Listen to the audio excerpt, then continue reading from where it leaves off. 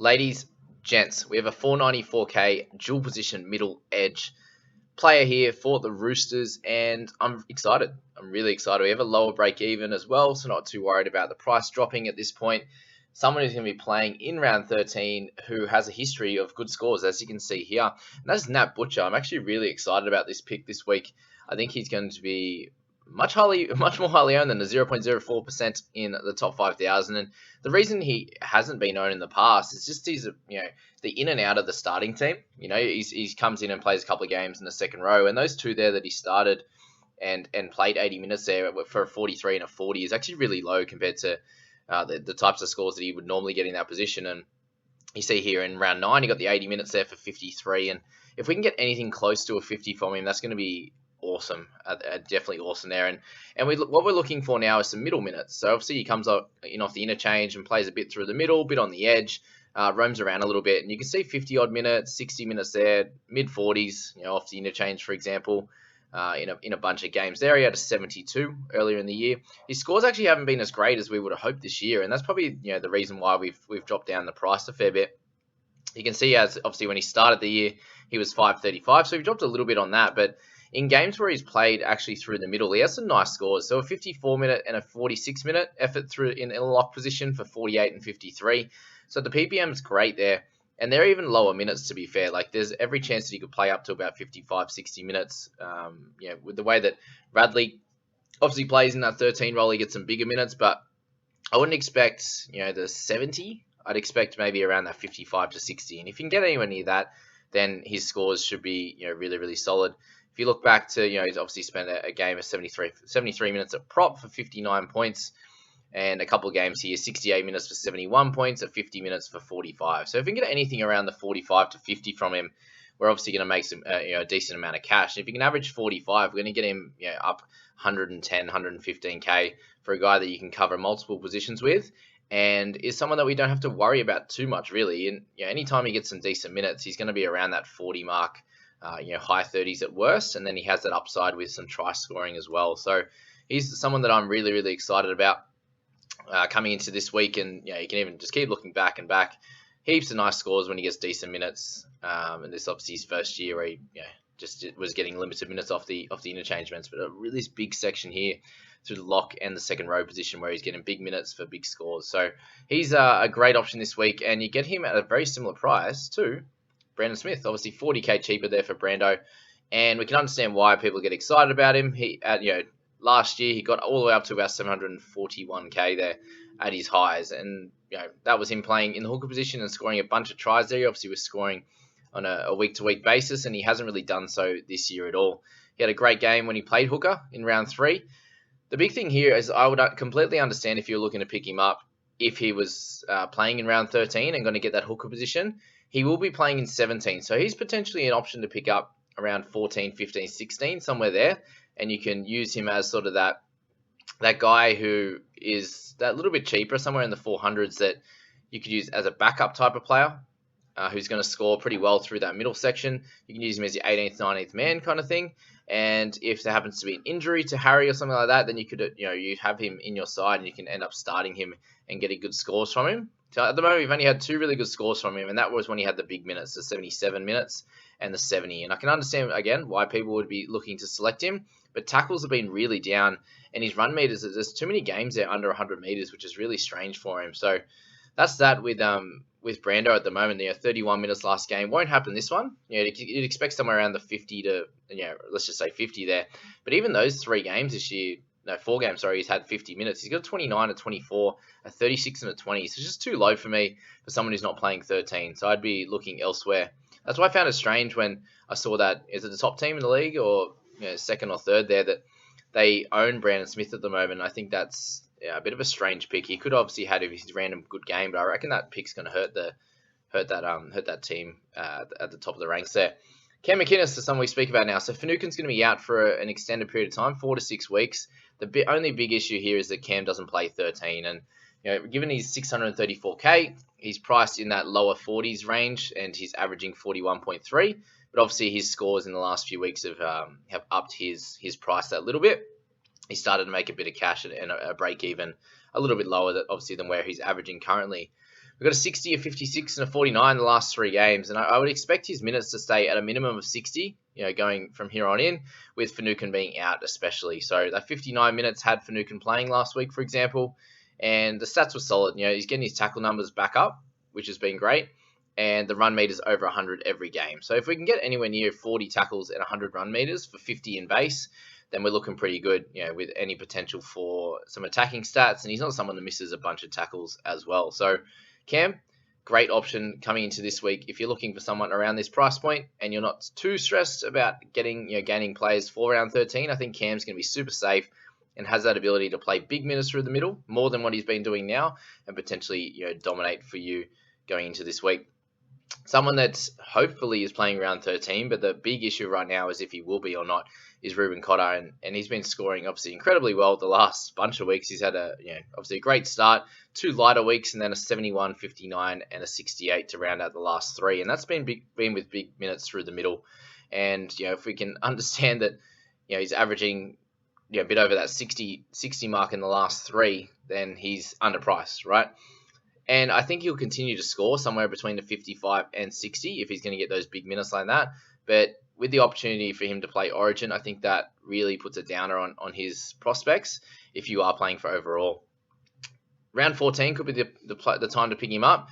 I understand why you do it this week, for example, because he's still got a fair bit of cash to make over the next 2. But then there's a good chance that he's missing that round 13 game. And the other theory I had was if you really liked him and he didn't get, you could wait and he didn't get picked for Origin, you could select him in round 13 and obviously miss out on maybe 40 or 50k and some good scores. So, like I said, if you're not too worried about Origin again and missing him in 13 and 17 potentially, then I still think he's a great option. But obviously Cam McInnes at 630, who won't be playing Origin, will be playing around 17, for example, and Cotter's a chance of missing out on both. I would go for McInnes over Cotter this week. Obviously, the dual hooker in the mid helps Cotter, but that's that there. So you got those two, obviously really great options. Then you go to Madison, who's 50k more expensive, just based on his average, especially the last 3 weeks. He's been really dominant with 2 tries the last 2 weeks, and now he moves into the lock role, and obviously didn't score as well in that first game in lock. And these interchange games, he's been absolutely spectacular, the last 3 especially. Obviously, the 2 tries is a big thing, and try not to get caught up in that, guys. That's 65. If it's not there in the 50 minutes, he's around a 50-point score or a high 40s in that game. And obviously, if he didn't score last game, he's somewhere in the mid 60s. So just be aware of that. There's a little bit of inflation with 3 tries this year, which is he obviously did score the random tries here and there over the years, but he's scoring at a higher clip this year than he has in previous. And is that just because he's playing less minutes off the interchange bench? Is it going to change with him starting, for example? All things that you should really think about heading into this week if you're looking to pick up Madison, when I really think that guys like Cotter and also McInnes are better options at this stage, just because you're paying a premium for Madison, who's going to be playing. He's not going to be playing 80 minutes. We loved him before. He was that 60-point type scorer when he played 80 minutes on an edge before he had the concussions and stuff. And obviously he's back to playing really well again, which is great for him and anyone who owns him, which is obviously a really small percentage. And the main worry is if you buy him at a premium at 763 and then he goes back to 50 minutes through the middle in this lock roll and isn't scoring any tries, I think he could score somewhere in the high 40s, for example, and lose you a little bit of cash. So that's my theory with Madison, just to tread carefully on that one. All right, Reece Robson with 693k. We've been speaking about him for weeks and weeks now. Granville's going to potentially come back eventually, anytime in the next few weeks, for example. And at 693, you're picking up Robson at a 50 price there. And obviously the last 3 weeks he's been great in that 80-minute hooking role. And 2 games before that he got a 52. So he's got 63, 58, and 63 there for scores way above his obviously price point at the moment. But there are 3 games there where he's had 3 missed tackles and averaging 49 tackles a game. So obviously spectacular work for him, and he's got line break assists there and a few offloads and a few tackle breaks the last few games as well. So all 3 of those games he's just been really, really dominant. And can he keep that up exactly?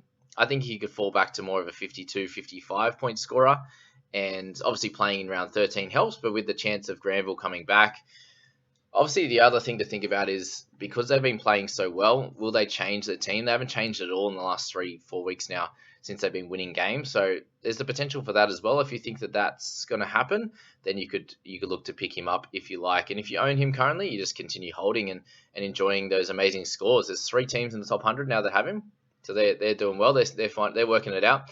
But yeah, that's my theory on Robson. I think that the price now is obviously fairly expensive, has a little bit more in the tank, and just has a few risks as well. All right, Wishart, 235. So we obviously have him in the fullback position now with Paps out, and completely fair. You had the 41 points in round 9 and the 25 last week when they got spanked. So to still have 6 tackle breaks, the 4 errors is a bit of an issue. That's for sure. He had the 5 kick defusals. So he had the 4 errors and the penalty. So he'll definitely play better than that, and they won't get spanked. So there's definitely some room for upside for Tyron Wishart there. Owned by a decent percentage, and not many in the top 5,000, just 3% there. But Tyron has the opportunity to do well. My main issue is round 13 that he doesn't play, and then he probably gets another week or 2 after that. So you got 11, 12, potentially 14, or definitely 14, I'd say, and then potentially 15. So do you think 3 weeks is enough for him to make cash before he goes back into the interchange role and loses the cash that he would potentially make? Do you need a scorer right now? He is a half. Most likely need a scorer in the wing fullback. So I understand that there's not many cash outs or cash cows available, and Wishart would be one of them. But I just think that you should tread carefully with him. You could get lucky over the 3 weeks and he scores really well. If you need to play him, for example, he could score really well and do good for you and make a bit of cash, and then just goes completely out of the side when Paps comes back. But there's also a chance he sits on that interchange bench and eats away at the money you made. So that's Tyron Wishart, and we'll move on to Kiri. So very interesting one here with Lucas, 585k, averaging 39 for the season, and obviously had a bit of an improved last 4 games there with 46, 51, 50, and 43. Just wanted to speak about him heading into the Origin period because his try assists have really increased the last 3 weeks. So he was sitting with 4 for the season before that in the first 7 rounds, and then has picked up 6 in the last 3 weeks. So that's obviously shown his price is an improvement. His scores an improvement for sure. The kick meters are very similar for sure. He's running the ball about the same as he has the last 6 weeks, for example.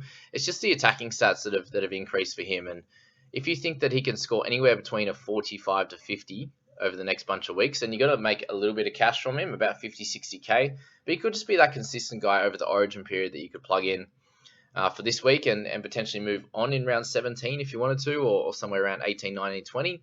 Or he could be that sort of 17th to 18th man that you might need. So definitely, I just wanted to mention him as a potential option heading into Origin at that awkwardish price point, and probably not a keeper. So if you have a bunch of trades, over 20 kind of thing, he could be someone you would be interested in going for sure.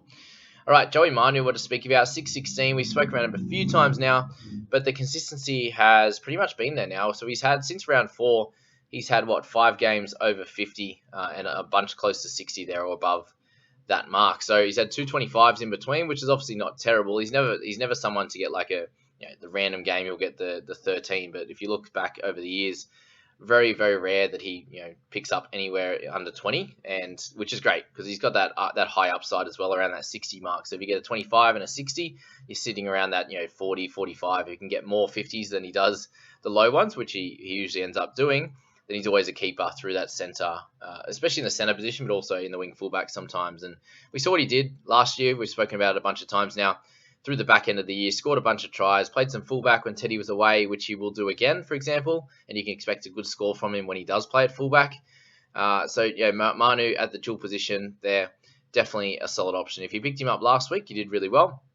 Very, very low percentage ownership from everyone in the top 5,000. So he's also a pod, which is great as well. So if you're thinking about him as a potential trade-in option this week, then I wouldn't push you against that. Obviously, next few games is pretty tough. You got Penrith, who I spoke about. He's not gonna, he's gonna be able to hold his own or be better, obviously, than the centers on the other side of the park. But it's just depending how that team goes. And if Cronulla shows up as well and plays really well, that could be a tough game as well. But he can score against the good teams. He can also score against the lesser teams as well. He's obviously had 52 against the Eels last week when they won that game.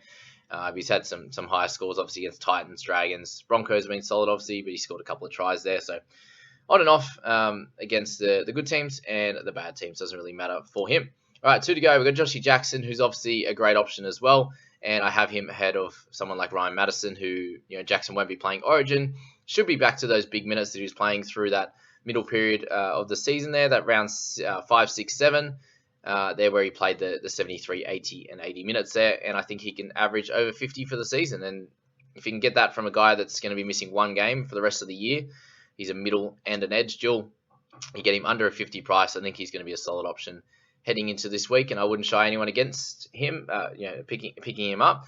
14 of the top 100 have him, so they obviously think he's going to do well, and I think he will also, considering I'm back here in the 4,200s, apart from the other teams, but 10% of those guys think he's going to be decent also, so jump in there. All right, let's finish it off with Maddie Burton. Obviously, I can't believe they still have the Panthers jersey. Come on, unless they think he's going back after next year. Dogs fans, what do you think? 628k, half and the center. Obviously, priced exactly where he's averaging at this moment. The last 3 weeks have been pretty promising for him. A 52, 82, and a 44 has been solid. Last week, obviously, the try assists have been there now. So try assists last week, a few weeks ago as well, got his own try. So if he can either get a try assist or a try on a week-to-week basis and increase his run meters, 57 again last week, which wasn't ideal. But if we can get up in the 70s, 80s, and above, obviously the 140 the week before was ideal, then he could definitely be someone that averages around 50 for the next bit. And if you can get that from a guy that again misses one game over the next 6 or the rest of the year, then I think it's obviously solid with a dual position next to his name. But the Dogs are in a bit of strife at the moment. Thankfully, they've got a couple of easier games. Obviously, Tigers and the Dragons. When I say easier, they probably won't win, but it means he can. He should be able to score okay, a little bit more free-flowing, those ones. And then Penrith in round 13, where they missed all their players. Parramatta with a few guys backing up. And then we can go from there. But Birdo, definitely a solid option as well. But there you go, guys. That's that video. I hope you learnt a lot in that one. Took a lot out of it. If you are new, subscribe, like this. I appreciate you all being here so much. And we'll catch you in the next few videos, guys. Have a good day.